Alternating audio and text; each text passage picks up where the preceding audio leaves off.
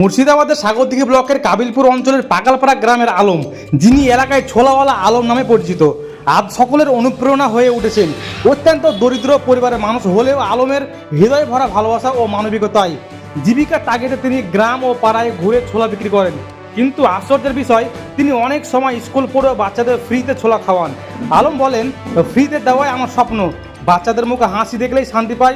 যেসব বাচ্চারা আরবি অক্ষরে নিজেদের নামের সঠিক বানান বলতে পারেন, তাদের আরও ভালোবেসে বাড়তি ছোলা দেন তিনি। গ্রামের মানুষ বলছেন, গরিব হয়েও এত বড় মনের মানুষ আজকাল বিরল। কুলের মরশুমে তিনি পাকা কুল বিক্রি করেন, তবুও বাচ্চাদের জন্য তার ভালোবাসা অপরিবর্তিত।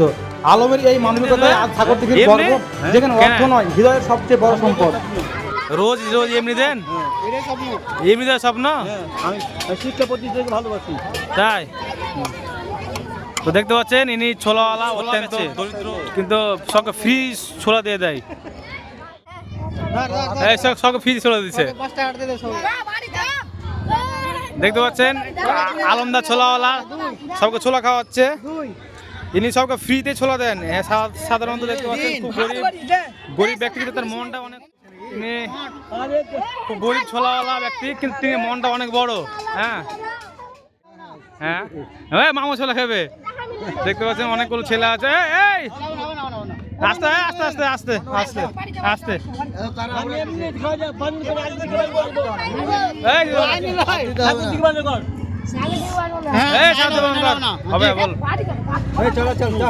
তোর নাম কি?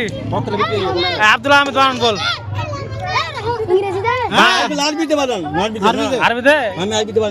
আরবিতে পারলে পাশে পড়ে আর আরবি মহিলা মুঠি থেকে পড়তে দেয়।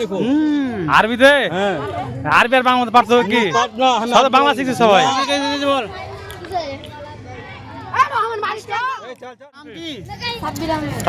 আরবিতে বানান বলো।